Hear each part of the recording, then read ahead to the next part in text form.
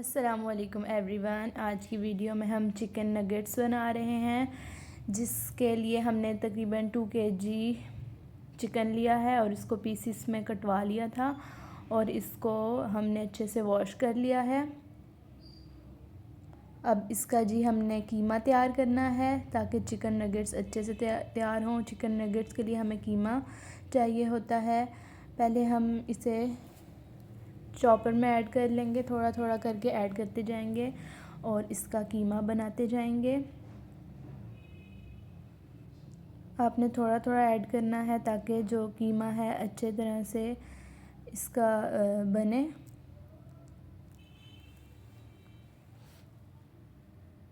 तमाम चिकन का हमने कीमा बना लेना है। आप चाहें तो बाज़ार से इसका बना हुआ कीमा भी ला सकते हैं, लेकिन अगर आप अपने हाथों से बनाएंगे तो वो बेस्ट रहेगा। चलें जी, ये तकरीबन 2 kg चिकन का हमने कीमा बना लिया है। इसके लिए जो हमें स्पाइसेस चाहिए, जो चीज़ें चाहिए वो आप देख लीजिए। तकरीबन 1 कप हमने मैदा लिया है और 1 कप हमने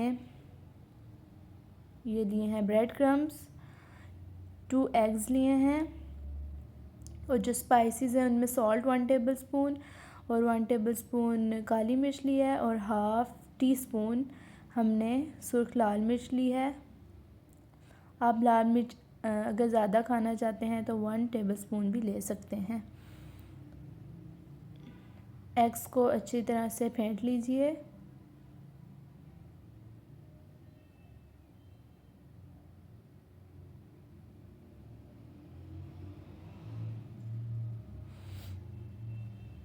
इसके अंदर हम सोया सॉस यूज़ करेंगे, तकरीबन 4 टेबलस्पून इसमें सोया सॉस जाएगा। ये वाली 4 टेबलस्पून हमने भर के सोया सॉस की ले लेनी है। चलें जी, अब इन इंग्रेडिएंट्स को हम कीमे में शामिल करेंगे। स्पाइसेस तमाम हमने कीमे में डाल देनी है।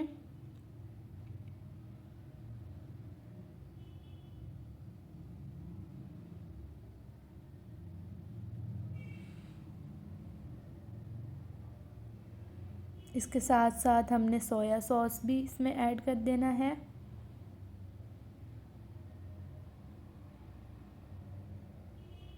चलें जी, इसकी अच्छे से मिक्सिंग कर लीजिए ताकि तमाम मसाला कीमे में जज़्ब हो जाए। अच्छी सी इसकी मिक्सिंग कर लीजिए। ये जी, तमाम कीमा अच्छे से मिक्स हो चुका है।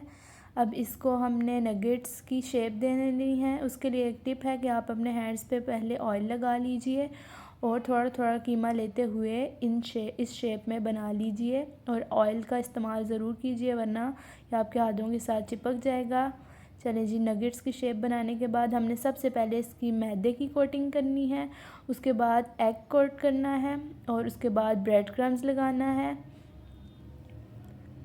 आप चाहें तो एग स्किप भी कर सकते हैं क्योंकि एग मैस क्रिएट कर रहा था, लेकिन अगर आप एग्स के साथ चाहते हैं तो इससे भी इसका टेस्ट बहुत अच्छा आएगा।